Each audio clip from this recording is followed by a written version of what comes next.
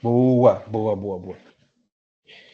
Então é o seguinte, quero investir, quero começar a investir. Quero investir em ações, criptomoedas, fundo imobiliário, tá bom. Onde é que eu faço isso, né? Então, tradicionalmente no Brasil, para a gente fazer investimentos, a gente investe em corretoras de investimento, tá? O que são corretoras de investimento? São empresas que fazem a intermediação entre você e um investimento, tá? Então, XP da vida, Rico da vida, né? Então, uma investidora qualquer, uma corretora dessa qualquer. E é importante frisar que ela é uma intermediária, não é ela que investe. Então, você quer comprar ações? Tá bom, ela intermedia esse processo, mas a ação não fica lá. Ela só faz a conexão entre você e quem quer vender, né? Se você quer comprar ETFs, ok, ela intermedia essa transação. Ah, você quer comprar fundo imobiliário? Ok, ela intermedia essa transação. Então, vamos pegar um exemplo qualquer. Ação. Você comprou a ação da Petrobras, tá? A ação é sua. Essa corretora nem guarda a informação. Quem guarda lá, quem custodia isso para você é a B3 no Brasil. É a Bolsa Brasileira. Então, mesmo que a XP vai falir, você não perdeu nada. Está lá custodiado. Troca de corretora, continua lá suas ações, tá? Então, não tem problema você. Não tem que ter medo de você usar uma corretora para investir seu dinheiro. Diga, Sofia. Só fazendo um paralelo, né, do papel da corretora, hoje está muito na moda os marketplaces, né? Então você entra ali na C&A, na Renner, e você tem acesso não só às roupas, às coisas da C&A, né, e da Renner, você tem acesso a produtos de outras lojas. Então, tipo, a Renner Acesso está intermediando, né? Provavelmente, às vezes, até tem lá escrito, né, tipo, vendido e entregue. Ela realmente é só plataforma, ela nem vende, nem entrega, às vezes não faz nada ali no meio. Então, a corretora é como se fosse isso, né? É só o lugar onde você consegue comprar ali as ações, títulos e etc. Então, ela dá visibilidade sobre esses ativos.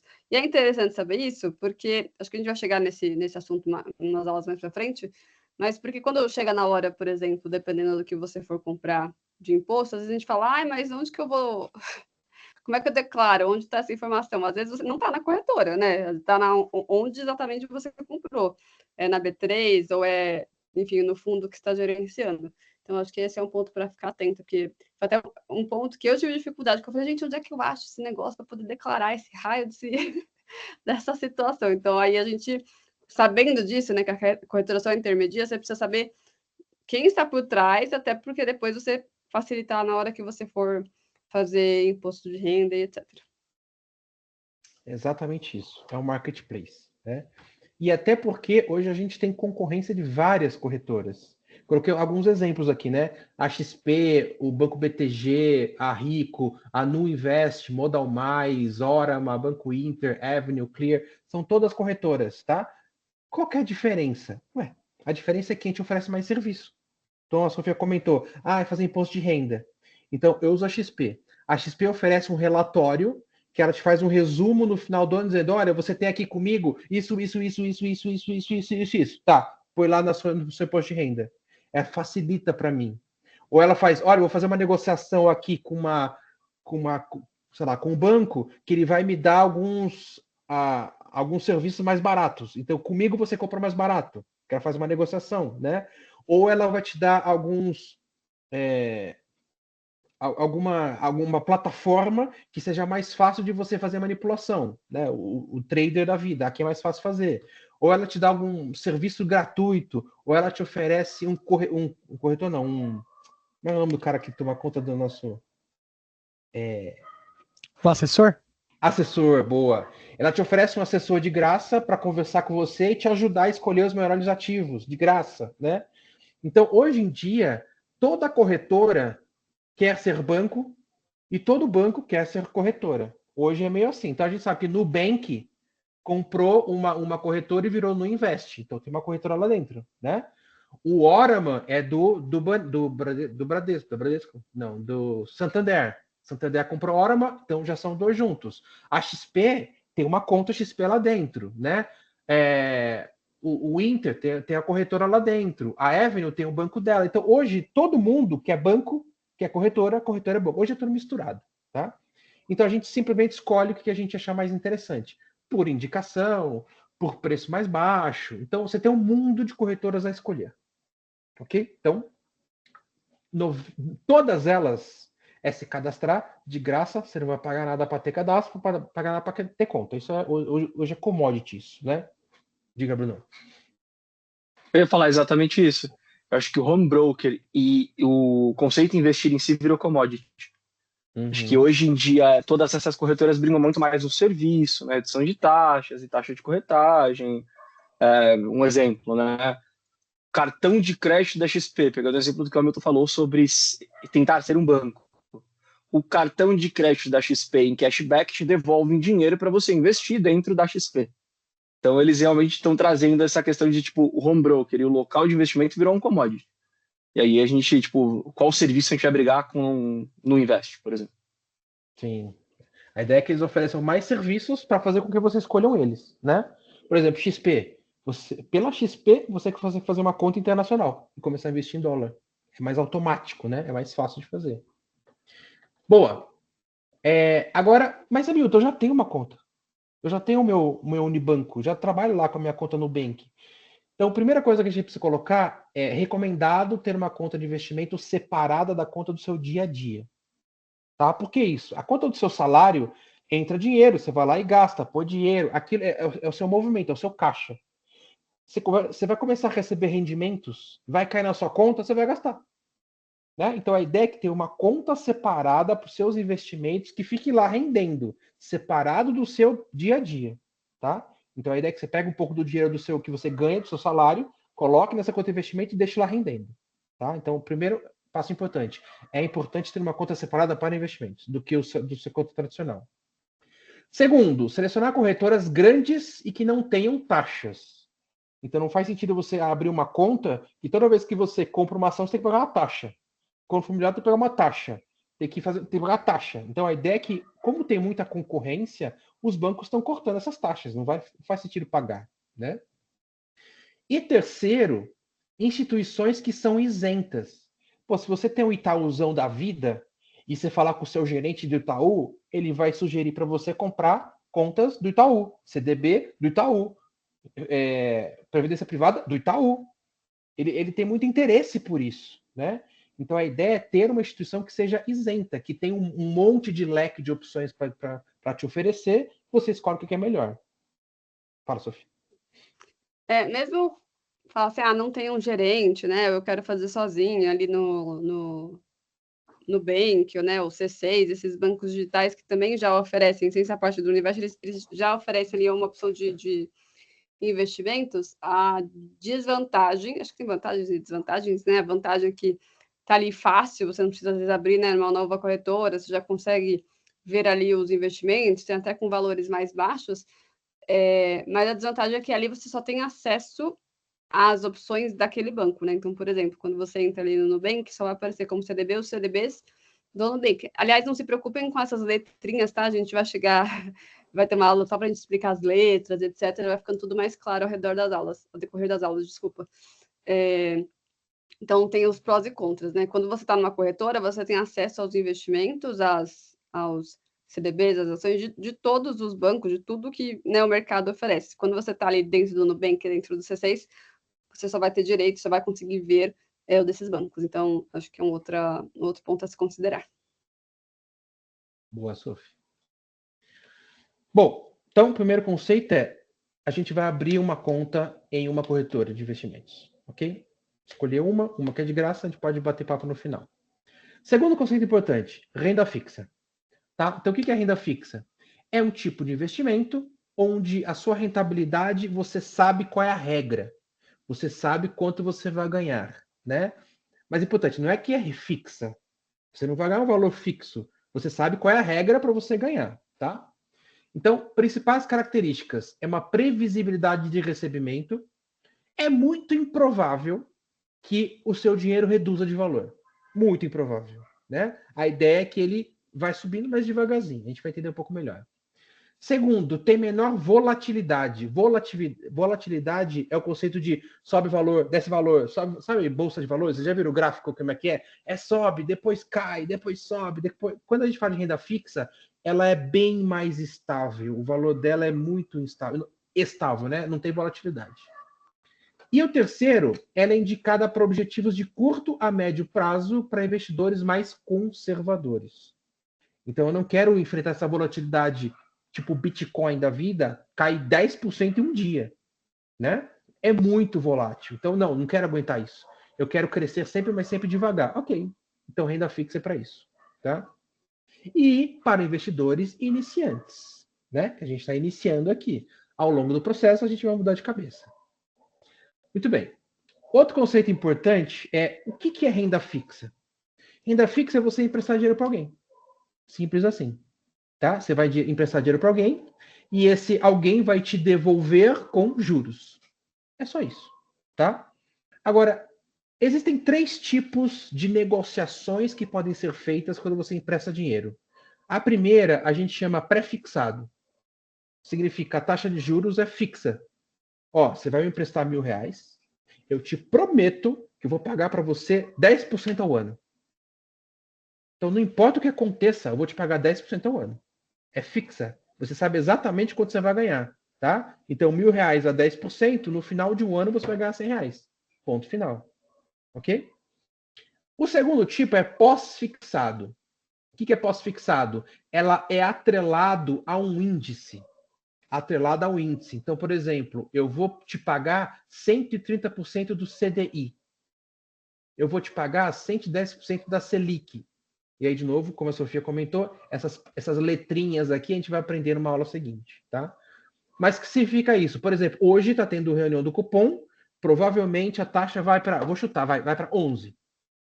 Então, quando eu falo que eu vou te pagar 110% da Selic, que vai para 11, eu vou te pagar 110% de 11, que vai dar 11,1%. Tá certo? 11,1%. Porém, o que acontece se no meio do ano que vem a Selic aumentar mais ainda? Quer dizer que eu vou te pagar mais ainda. Porque é 110% da Selic. A Selic aumentou, eu te pago mais. Né? Putz, se a Selic foi para 15%, ótimo, estou muito contente. Porque eu vou ganhar mais. Porque eu vou ganhar 110% da Selic. Então, por isso que a renda fixa não é sempre fixa.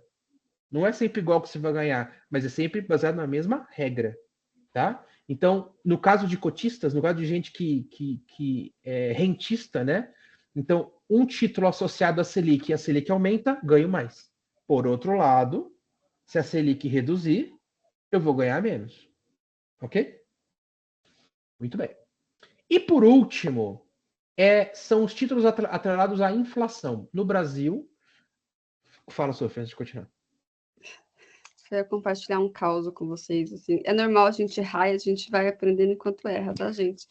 Primeira vez que eu abri a conta, acho que foi na Rico, sei lá, quase 10 anos atrás. Me falaram, alguém na empresa falaram assim, tem isso e tal, não sei o quê, você vai receber, né, um investimento. Deixa eu entrar, né, ver como é que dá isso daqui, o que é. Eu achei que aprendi por osmose, sabe, gente? Era só você entrar lá que você ia conseguir aprender. Aí eu vi lá 130% do CDI, era 110, inclusive. Eu falei, nossa, 110%. Eu, na minha cabeça, sei lá, falei, esse daí acho que eu posso ignorar essa parte. 100% deve ser porque vai dobrar meu dinheiro aqui, entendeu? E não é isso. É o 100% da taxa. Então é importante a gente entender essas letras, que a gente vai explicar melhor na próxima aula. Porque no início a gente só olha o percentual e fala, nossa, esse percentual é muito bom, mas a letra que está do lado desse percentual é importante a gente saber o que significa. Boa, exatamente isso, exatamente. Ganhar 100% do CDI não quer dizer ganhar 100% do que você aplicou, não é dobrar o valor. É 100% da taxa. Se a taxa for 15, você vai ganhar 15, né? Muito bem. Muito bem. O último então que eu estava comentando é atrelado à inflação. Então no Brasil a gente mede a inflação pelo IPCA, tá? Então hoje a inflação acho que está 4,5% ao ano nos últimos 12 meses, então 4,5%. Pronto. Essa é a inflação medida nos últimos 12 meses. Se eu disser que eu vou te pagar a inflação mais 5, significa que eu vou pagar para você 4,5 mais 5 vai dar 9,5% ao ano. Se por acaso acontecer alguma coisa que a inflação no Brasil explodir, for para 10%, ok, eu vou ganhar 10 mais 5, 15%. Né? Se a inflação reduzir, eu vou ganhar, se for para 2%, eu vou ganhar 7%. Ok? Muito bem. Dentre os três, qual que vocês acham que é o mais seguro? Chutem, o que vocês acham? Por quê?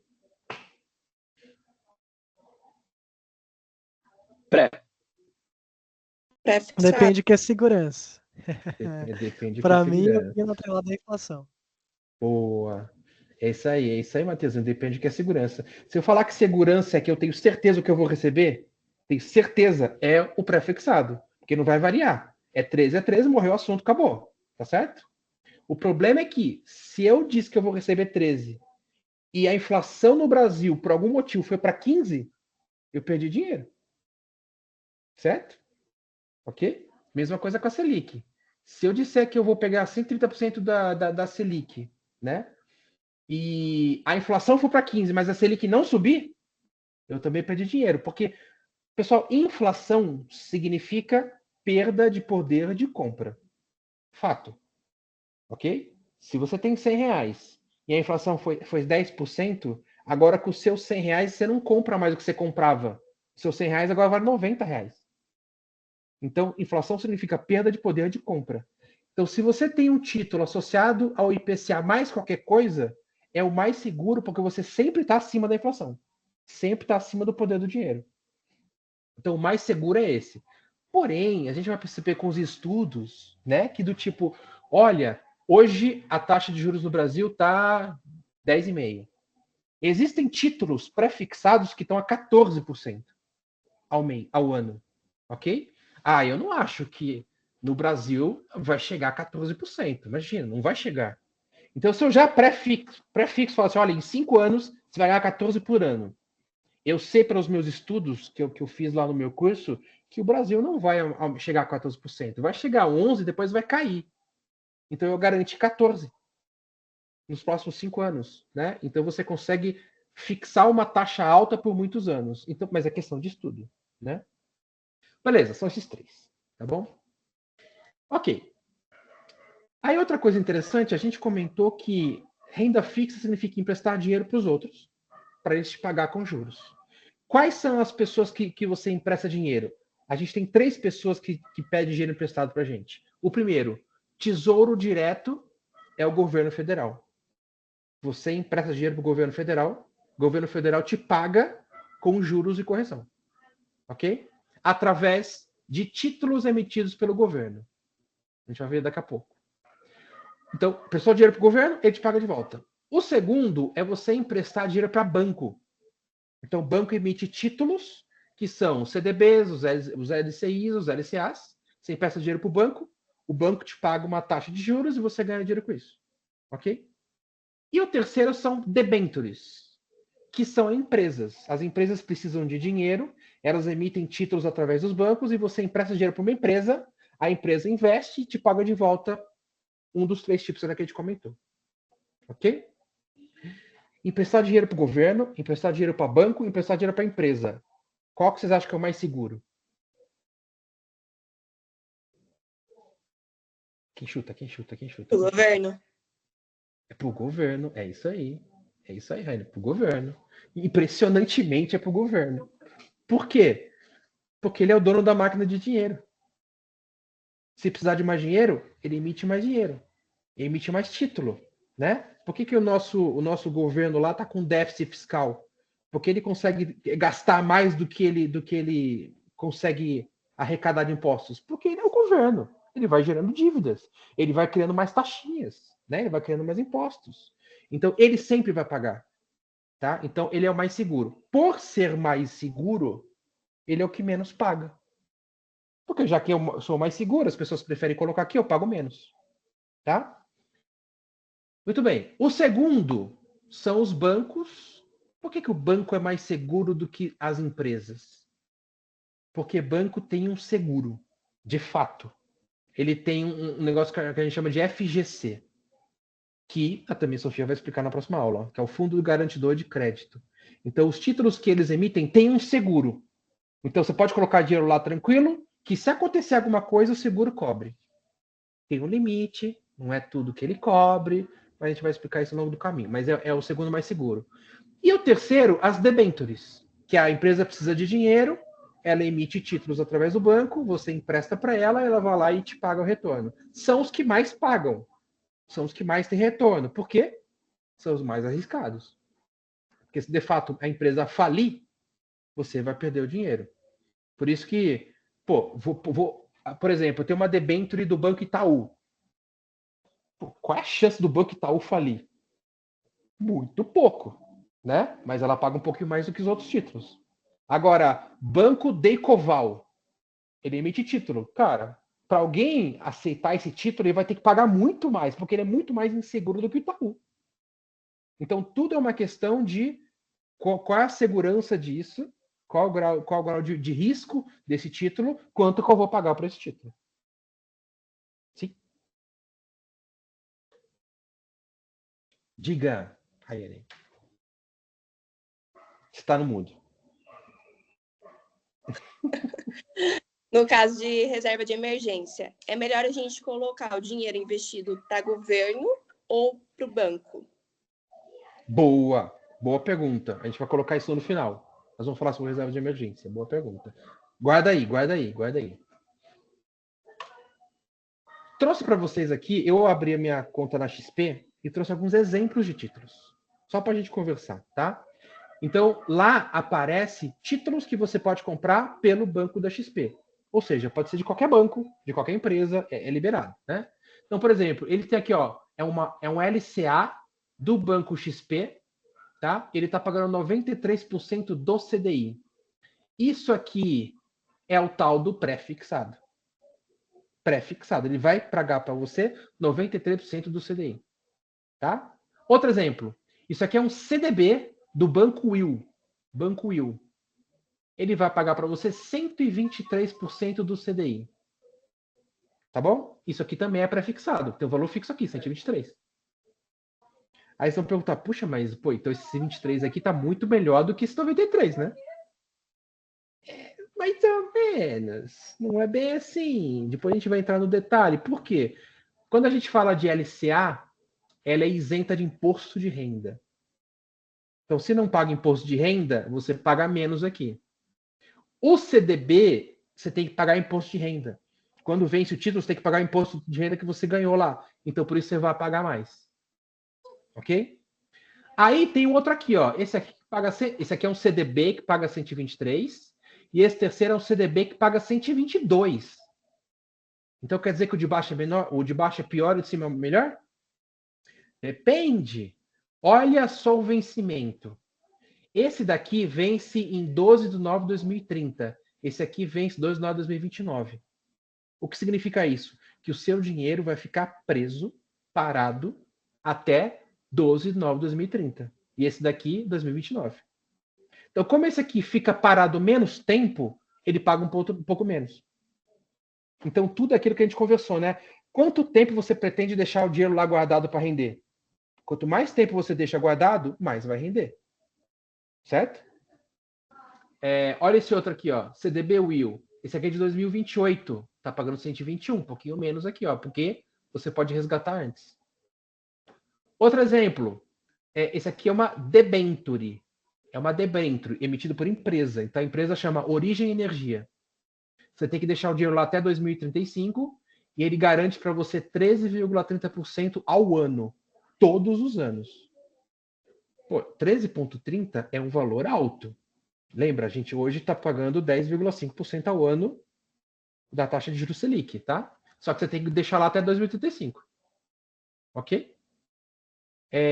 Outro exemplo aqui, ó, 12,90 até 2029. Então, isso aqui, ó, vencimento. Quanto tempo o seu dinheiro precisa ficar guardado? Rentabilidade. Qual é a regra de rentabilidade que você está colocando? Ok? Outra coisa importante, rating. Rating significa quanto confiável que é esse banco. Quando a gente fala um banco Brasil AAA, super confiável. Cara, esse pode botar ali que é fera. Quando o cara é A, é mais ou menos. Quando o cara é AA menos, tá, melhor do que AA. Né? Então você tem um rating aqui para dizer qual é o grau de confiabilidade que essa instituição tem. E por último aqui qual a aplicação mínima que você pode colocar. Então aqui o valor mínimo que você pode colocar para poder investir nesses títulos. Ok?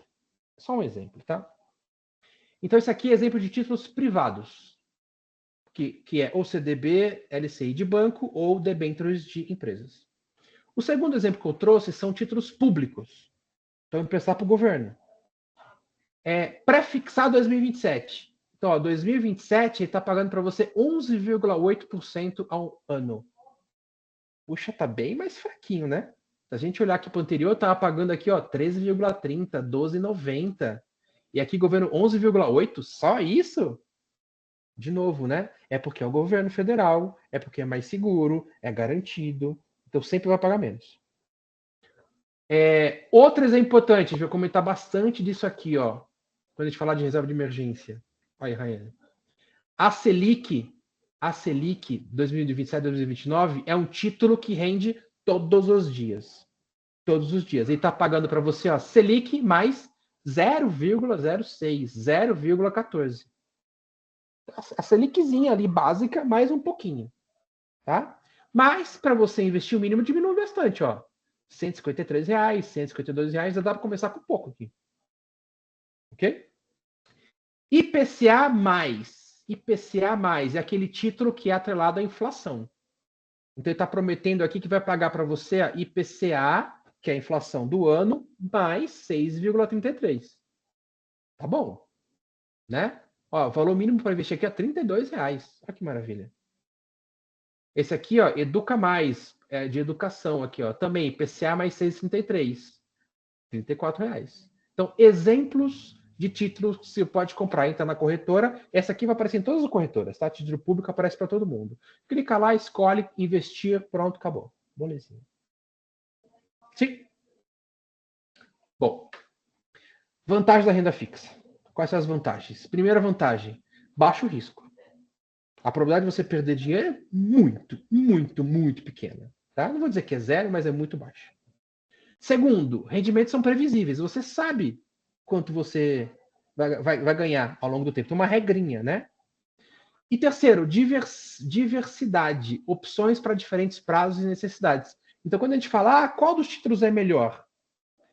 Nenhum deles. Todos são bons. Então você pode investir em todos. Eu quero colocar um pouquinho aqui no IPCA para garantir que eu vou ganhar da inflação. Eu vou colocar um pouquinho aqui nesse prefixado, porque se cair eu vou ganhar dinheiro aqui, porque está prefixado com valor alto. E eu vou colocar um ponto na Selic aqui para ganhar todo dia um valorzinho para ter uma reserva de emergência. Então a ideia é diversificação. Nunca é escolha um cavalo. Não, nunca é isso. Escolha todos. Ok? Desvantagem. Retorno limitado. Você não vai ficar milionário tão cedo aplicando só em renda fixa. Se você não tiver uma pimentinha ali, algum turbo que você põe ali no motor para dar um arranque, vai ficar devagarzinho ali. É devagar e sempre, mas ok, mas é devagar. E por último, inflação. Pode não proteger adequadamente. Então, se você não escolher lá o inflação mais, né, os outros títulos podem perder da inflação. Se a inflação dá uma doida aí, né, você pode perder dinheiro também. Renda fixa, pessoal. Molezinha? Diga, Miri. Deixa eu só fazer uma pergunta. No caso, esses valores, eles são um valor fixo. Não tem como depois eu ir lá e colocar mais valores ali. Tem. Quando a gente fala de títulos, os títulos, ele tem um valor, por exemplo, assim, sabe o título da Baú da Felicidade? Para você comprar um título, o título custa R$15. Posso comprar mais? Pode. Você pode comprar outro de R$15. Mas eu posso comprar 3? Pode. 3 custa 45. Mas eu tenho mais R$5 aqui. Dá para comprar? Não dá. Um título custa 15. Então, a ideia é que os títulos que você vai comprando, você vai acumulando e vai comprando. Por isso você vê lá aquele valor de 15 e pouco, que é esse valorzinho aqui, ó. Aqui, ó, R$32. Cada título IPCA 2029 custa 30 e poucos reais. Portanto, o mínimo que você pode comprar é um título. Calma que a gente ainda não tá vendo a sua tela, espera voltar. Não tá vendo. Ah, puxa vida, sabia que esse Teams ia me detonar. Quando voltar, vocês me falam. Ainda A gente tá vendo a apresentação. Pelo menos eu tô vendo. É, apresentação, Agora voltou. títulos públicos. Boa. Agora foi. Aí, ó. Tá vendo, ó? Esse título aqui, IPCA 2029, esse penúltimo, ele custa R$32, que é um título, um só. Se você quiser comprar outro, você vai pagar mais R$32. Mas, amigo, se eu tiver R$15 aqui, não dá para comprar um título. Você pode deixar, por exemplo, lá a poupança, no mês seguinte pega mais 15 e compra um título. Tá? Então, existem valores mínimos para você comprar título. Tudo bem? Entendi. Boa. Vê quando aparece renda variável para mim aí. Ô, tristeza. Que Ainda saudade não. do Google. Google. Venha, Google. Quero você, Google. Engraçado que o delay parece que vai aumentando, né? Eu vou parar e compartilhar de novo. Isso que eu ia falar. Vê se você filha o compartilhamento e volta. Mas o Google, se Deus quiser, tá no caminho. Boa. Muito bem. Entendemos renda fixa. Vou falar de renda variável. O que é uma renda variável? Varia. A rentabilidade não é garantida. A rentabilidade pode ser para cima ou pode ser para baixo. Você pode ganhar dinheiro ou pode perder dinheiro, tá? Então o retorno, ele é incerto, depende do quê? Do mercado financeiro, né? Você pode comprar lá uma ação da Petrobras, a Petrobras fazer um puta do negócio, você ganha 30% em um ano. Muito dinheiro. Ou pode ser que você investiu na Vale e a Vale teve um problema lá que teve Brumadinho da vida, né? Que detonou, matou um monte de gente. É uma catástrofe e o mercado financeiro afunda, tá? Então é instável, você não sabe o que vai acontecer. Então é alta volatilidade e, consequentemente, maior risco. Risco de ganhar mais e risco de perder dinheiro, tá? Então isso aqui é recomendado para investidores com perfil moderado ou arrojado, pensando em longo prazo. Tá? A gente vai perceber ao longo do tempo que, por exemplo, Bolsa de Valores. Putz, mas a Bolsa de Valores subiu, caiu. Ok, ela sobe e cai, isso acontece. Mas se a gente olhar ao longo do tempo, ela sempre sobe. Se o nosso zoom for out, se você olhar de fora 5 anos, a Bolsa de Valores sempre subiu. Ela cai um período, depois sobe, ela cai um período, depois ela sobe caindo. A gente vai estudar isso aqui, tá? Mas precisa entender o que está acontecendo. Por isso que a gente está falando que é para perfil moderado ou arrojado. Gente que já está entendendo do que nós estamos falando. E a ideia é que ao longo do tempo vocês vão começar a entender como é que funciona. Então a gente vai começar a investir em renda variável? Não. Ninguém recomenda isso. Começa na fixa. Bom, o que significa renda variável? Significa comprar ativos que podem te dar retorno de duas formas. Ou tem a valorização do ativo, ou o ativo te rende rendimentos. Exemplo, você comprou 10 ações da Petrobras. Daqui a um ano, você comprou a R$10, ela foi para R$15. De R$10 para R$15, você ganhou 50%. Tá certo? Então, se o ativo valorizou 50%, você tem uma valorização do ativo. Pronto, já ganhou. Fora isso, a Petrobras pagou dividendos. Então, vamos supor que ela pagou lá 1% de dividendos. Então, além dos 10, de 10 foi para 15, você ainda ganhou R$1 de dividendos. Ok? Então, dividendos você ganha porque na hora que você compra uma ação, por exemplo, você vira sócio da empresa. Como sócio da empresa, você recebe dividendos. Então, se a empresa tem lucro, ela pega o lucro e distribui entre os seus acionistas. E se você compra uma ação, você vira acionista. Tá bom? Por exemplo, fundo imobiliário. Você comprou a cota de fundo imobiliário de hotéis. O hotel recebe lá todo mês dinheirinho lá. Opa, teve lucro. Ele faz o que com o lucro? Distribui com todo mundo que tem cota. Então você ganha um rendimento todo mês. Tá? A gente vai explicar direitinho. Então, exemplos de ativos de renda variável. Ações. Comprou a ação de uma empresa, você passa a ser sócio da empresa, você ganha com a valorização e você ganha com os rendimentos. Fundos imobiliários, ETFs, a gente vai explicar. Commodities, você investiu em ouro, você investiu em aço, você investiu em boi, isso é commodity, né? Criptomoedas, que todo mundo já conhece, né? O famoso Bitcoin da vida. Tá? Você investiu, ele valorizou, você ganhou dinheiro. Ok? Isso é importante, pessoal. Como é que você ganha dinheiro? Se você comprou uma ação a R$100, ela passou a valer R$200, você ganhou R$100? Ainda não. Porque você está com a ação. Quando é que você ganha? Quando você ganha R$100? Quando você vende. Você vende, embolsou o dinheiro da diferença, aí você ganhou R$100. Por que você fala isso? Porque se, por exemplo, a ação dava R$100 e ela passou a ser R$90, você perdeu dinheiro? Não. Você só perdeu dinheiro se você vender a ação por 90. Aí você perdeu. Se você deixar lá guardado 90 e, sei lá, daqui a 2, 3 meses voltar para 110, pronto, o seu ativo valorizou. A gente vai estudar um pouco isso sobre ações, tá? Fala, Linê. É uma dúvida, Milton. Por exemplo, como que a gente gerencia esse risco? Vamos supor que eu comprei uma ação, né? Tava lá um valor bom, tal, era um bom investimento. E aí, daqui uns dias cai. Eu mantenho, fico com ela, espero, né, para ver como que vai ser os próximos dias ou meses, ou eu me desespero e vendo. Esse é o maior problema dos investidores. Desespera e vende. Esse é o problema, né? Porque não estudou a ação. A gente vai ter uma aula sobre análise fundamentalista. Por que eu comprei aquela ação?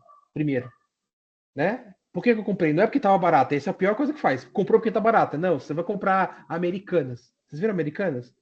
Tá lascada Americanas, né? Então você não compra porque está barata. Você compra porque é um bom negócio. Então, tem todo um estudo de análise fundamentalista para entender, peraí, perdeu realmente os fundamentos? Ela realmente está muito ruim? Vale a pena vender? É lixo? É melhor vender antes que pegar mais? Tem análise para isso. Toda uma análise. A gente vai estudar. Tem. Isso aí. Obrigada. Acho que mais só respondendo, né, o que faz. Acho que a Milton respondeu muito o motivo da compra, né? De não comprar porque está barato.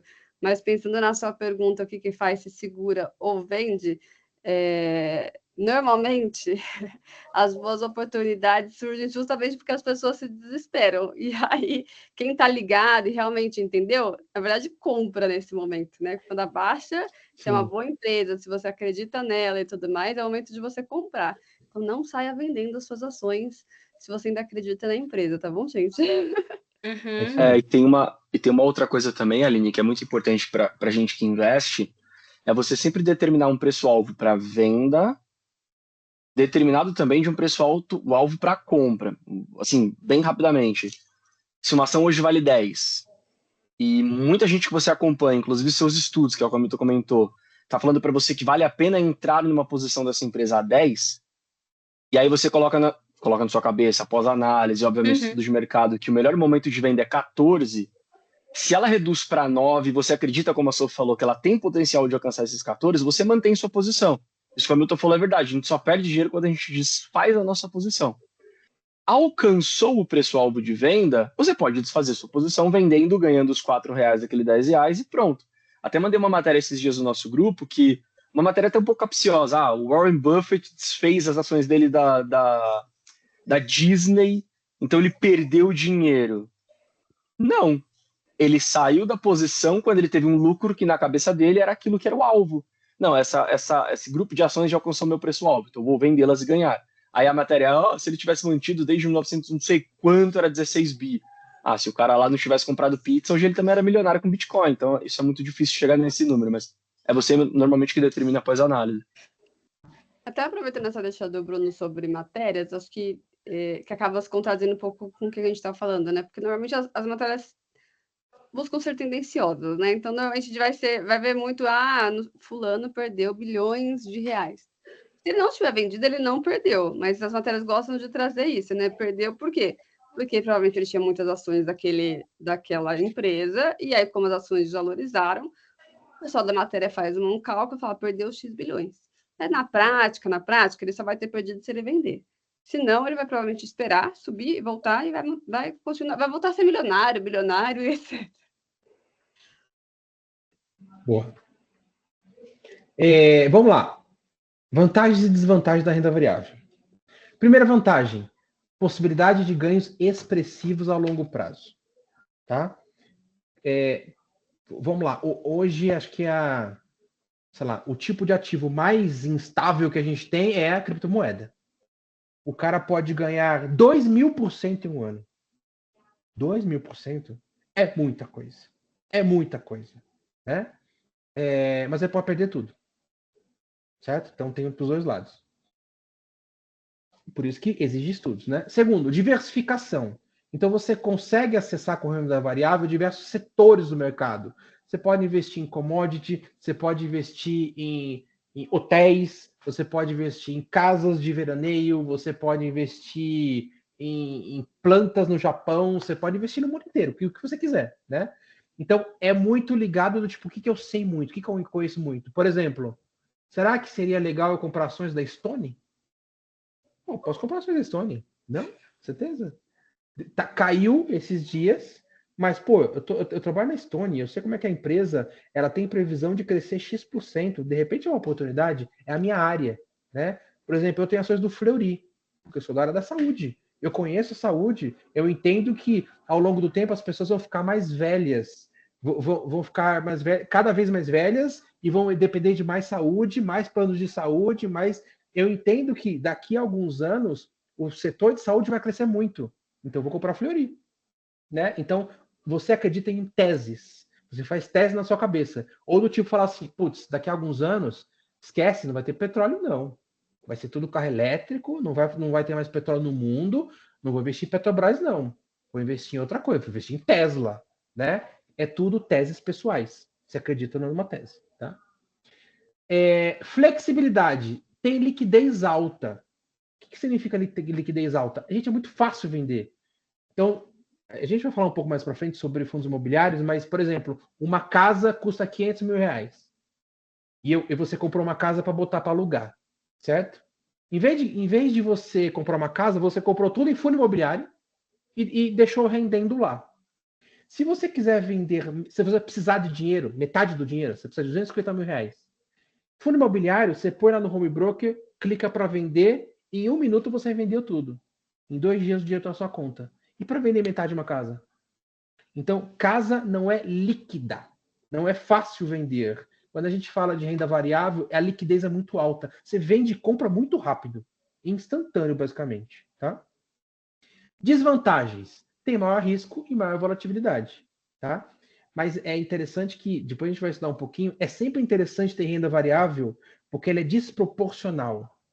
Você pode perder 100% do que você investiu, mas você pode ganhar 2.000% do que você investiu. Então, claro que eu não vou investir tudo o meu dinheiro, mas uma parte é importante, porque se essa pequena parte, 1% do seu patrimônio, subir 2.000%, ela compensa todo o resto que está indo ruim. Então, por isso que é importante escolher as melhores, né? Imprevisibilidade, depende da condição do mercado, depende da economia, depende... Hoje foi um passo muito importante para dizer que a economia vai melhorar o ano que vem. Foi quando o Fed, o Banco Central Americano, reduziu a taxa de juros. Isso vai melhorar a economia no ano que vem muito. Então, isso abre portas para todo mundo. A gente vai perceber ao longo dos meses as melhorias. E exige conhecimento. Nós estamos aqui para isso, né? Para tentar entender, tá bom, quero renda variável, mas qual? Como é que eu escolho? E é uma coisa importante, não é a gente que vai escolher para vocês. A gente vai dar o conhecimento para que vocês possam escolher. Tudo bem? Dúvidas? Fala, Aline.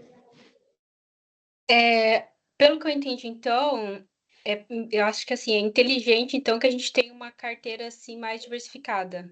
Não ficar focado só em um, porque aquilo pode dar muito certo, mas também pode dar errado. Exato, exatamente. O que a gente vai entender é que ao longo do tempo, e vou falar um pouco sobre carteira hoje, é do tipo, quanto que eu ponho em cada um? Mas ter uma carteira diversificada é importantíssimo. Isso eu vou mostrar daqui a pouquinho. Penúltima parte aqui, que é o seguinte, reserva de emergência, tá? Como é que a gente começa a construir um patrimônio? Pela reserva de emergência. O que é isso? Cara, você precisa ter um dinheirinho lá para você que tenha alta liquidez e baixo risco. Cara, esse dinheiro aqui eu não posso perder. Não é risco, tem que ser baixo risco. E se eu precisar de dinheiro, tem que amanhã, depois de amanhã, 2 dias no máximo, tem que estar na minha conta. tá? Então, reserva de emergência é para isso. E quanto que a gente pensa em fazer isso? Quanto dinheiro que eu quero guardar? A gente costuma falar que é 6 vezes o seu custo mensal do investidor. 6 vezes. Sei lá, se todas as minhas contas, tudo que eu pago, aluguel, escola, tudo, vai estar, sei lá, vou chutar, 3 mil reais por mês, quer dizer que eu vou precisar guardar 18 mil reais, que é 6 vezes o que eu estou colocando ali. Emergência. Cara, aconteceu alguma coisa, estourou o cano na minha casa, você vai lá, tira da emergência e usa. Tudo bem? Pronto. Então, o que a gente vai começar a montar? Reserva de emergência. Fala, Sofia. Apesar de a gente estar falando aqui de pessoas físicas, reserva de emergência é bem importante para pessoas jurídicas também, né? Para empresas, né? Eu quero sair do CLT e abrir uma empresa, preciso ter uma reserva de emergência, né? Fora, a gente está falando de emergências, imprevistos, né? Imprevistos, eu fico desempregada. Às vezes eu quero... É algo previsto até, eu quero ir para empreender. Eu preciso ter uma reserva, né? Porque você não sabe quanto tempo que você vai ter um retorno ali sobre o que você está investindo em termos de empresa. Então, pelo menos 6 vezes, e a gente vê que, por exemplo, a gente já acabou de passar por uma pandemia, né? Esse é um tema que teria ajudado muitas pessoas, né? Porque muitas pessoas não fecharam, não puderam fechar porque não tinham reserva de emergência, né? Então, se a gente tivesse um país ali com mais educação financeira naquele momento, a gente teria conseguido fazer provavelmente um isolamento, né, adequado e teria saído da crise muito mais rápido. Mas a situação atual nossa é que muitas pessoas vendem o almoço para comprar janta, não tem a reserva, não tem nem para um dia, quem dirá para 6 meses. Então, é um tema super relevante. Exato. Eu ia comentar justamente isso, porque a Rayane empreende. Então, para quem tem um CNPJ que no dia 25 não cai na conta, talvez a reserva de emergência seja tão importante quanto. Que é o que você falou, Sophie. Se Deus quiser, nunca mais a gente vai tomar dessa. Mas se vem uma pandemia, o Léo Dutra, quem eu trabalhei, que é um cara de opções, derivativos, etc., ele falou, cara, essa Covid financeiramente, ela derrubou os despreparados, machucou muita gente previamente preparada e só quem realmente estava pronto sobreviveu. Então, tipo, a gente tem que ter realmente muito mais educação, concordo bastante. É isso aí. Você vê, né, esse ponto de educação. O pessoal não tem nenhuma educação financeira, que eles gastam um pouco que tem com o bet da vida, com o tigrinho. Você viu o que está acontecendo no Brasil? O pessoal está gastando um pouquinho de dinheiro que tem com isso. Terrível. E aí, ó, vamos lá. E aí a pergunta da Rayane. Onde a gente guarda a reserva de emergência? Tá? Aqui tem o que a gente recomenda. Primeiro, Tesouro Selic. Tesouro Selic do governo federal, rende todos os dias, é líquido, você vai lá e vende o título no dia seguinte, está na sua conta, tá? Então, super seguro. Segundo, fundo de investimento em renda fixa. Então, existem alguns fundos de investimento que ele gerencia para você. Ah, vou colocar um pouquinho aqui, ele gerencia para você. Geralmente rende um pouquinho mais do que a Selic, porém tem taxa. Você vai pagar uma taxa de administração por isso aqui. Geralmente vale a pena, porque você vai pagar uma taxa de 0,5 e o cara vai render um pouquinho a mais que 0,5. Terceiro, CDB com liquidez diária. Então, tem alguns bancos que o seu dinheiro não fica parado. Ah, vai ficar parado 3 anos aqui, você não pode mexer. Não, ele rende todo dia. Todo dia rende lá, cai na sua continha bonitinho. Com liquidez diária e rendimento diário. E por último, conta corrente remunerada. Então, tem algumas contas, não sei se a Nubank tinha, mas tem Nubank, tem uma conta remunerada, que você deixa na conta corrente lá e rende todo dia, tá? Rende pelo CDI. Acho que é uma forma bem prática, inclusive, né? Às vezes, nesse início, eu ainda não estou entendendo direito, o CDB, etc e tal. Tem alguns bancos digitais têm isso, né? No Nubank eu sei que é um deles, porque eu uso dessa estratégia. Chegou o salário, já joga para a conta do Nubank ou para a conta que você tem que rende, porque ela já começa a render ali pelo CDI. Pelo menos você não deixa parado na sua conta corrente do Itaú, que não está rendendo nada, então você já joga para ele, que aí você tem um rendimento ali desde o dia 1. Que seria a caixinha? Isso, seria a caixinha? Tem a opção sem ser a caixinha também, a própria conta, ela rende pelo CDI, ela rende 100% do CDI. Então, tem a caixinha, que lá eu sei que tem o rendimento, mas você não precisa necessariamente atribuir numa caixinha, você deixando na conta. Mas, se eu não me engano, é a partir de 30 dias que tem, né, o investimento na conta. É isso, né, Bruno? Isso é importante, hein? De repente não é legal deixar nos 30 dias, porque se eu tiver que tirar em 15 dias, eu perdi o rendimento. Né? Uhum. Quando a gente fala de Tesouro Selic... Desculpa, Milton. Não, então é isso.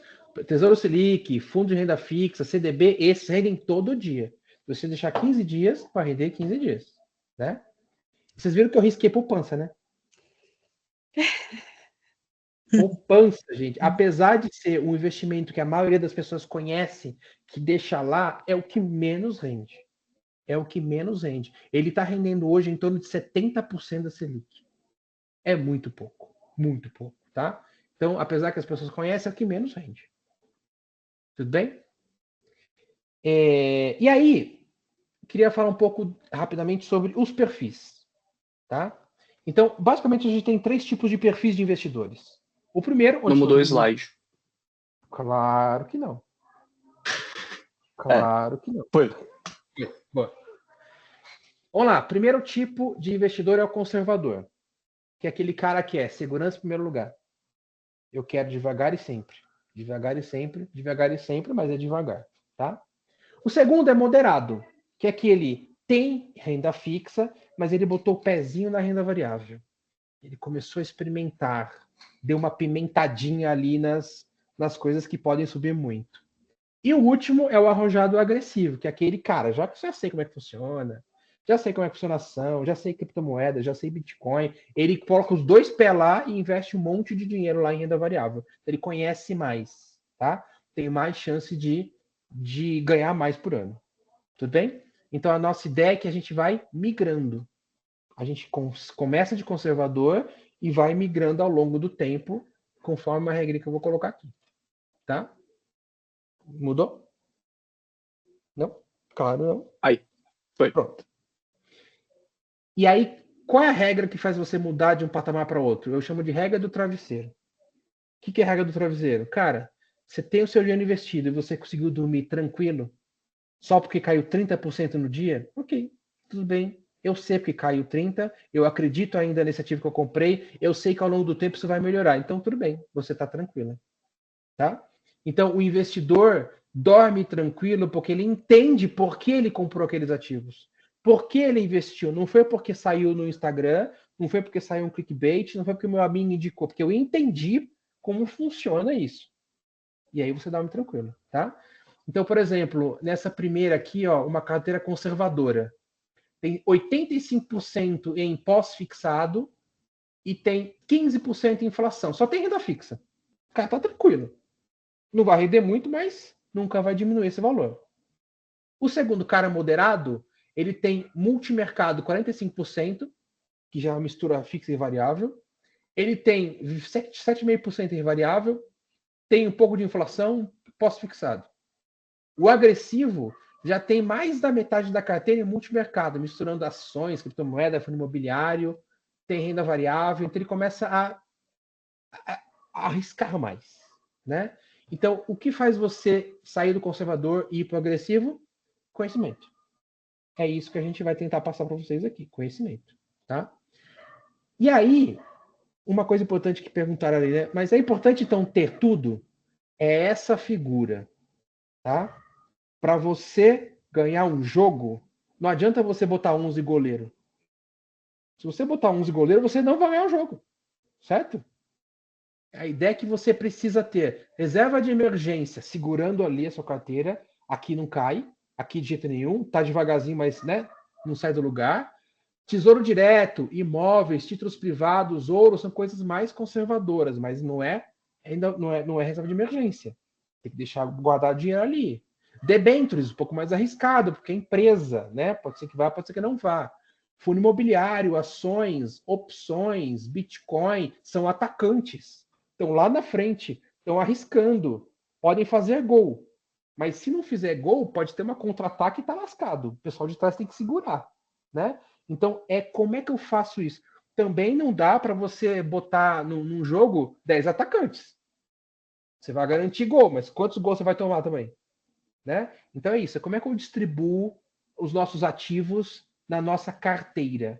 O que a gente tem que fazer é montar uma carteira de investimentos que tenha a parte segura, parte variável, parte que ataque, parte que defesa, né? Essa é a ideia de uma carteira.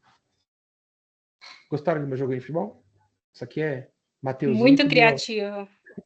Tá bem elaborado. Muito bem, pessoal, muito bem. Olha o desafio agora. O desafio é, poxa vida, vamos abrir uma conta de investimentos? O bom desse esquema é que tem um suspense, né, a cada slide. Tem. Tadã! Spoiler. 4-3-3 aí, que bom. Vai ser o desafio já? Não. Agora sim, tá com delay. Pessoal, vamos lá. Não vale a pena o seu banco do dia a dia, que você recebe salário, que paga as contas, ser o seu banco de investimento. Ok?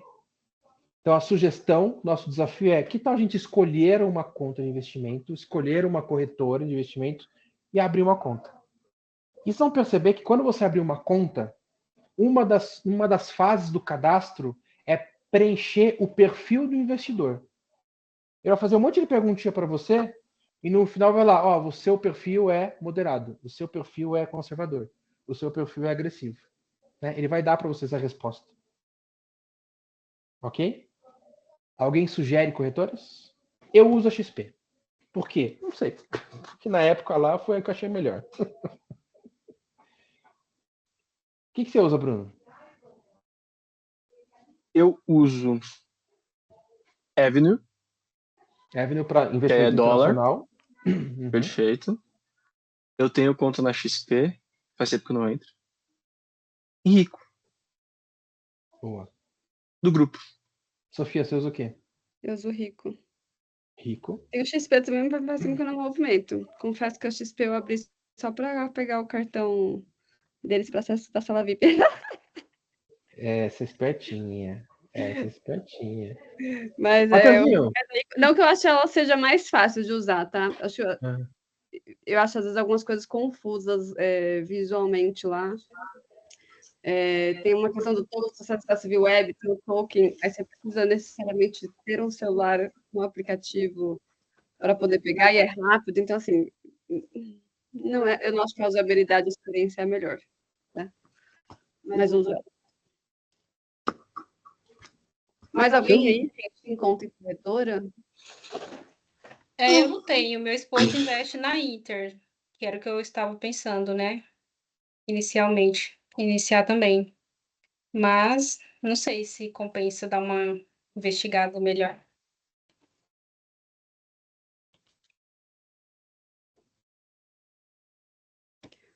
Tá bom.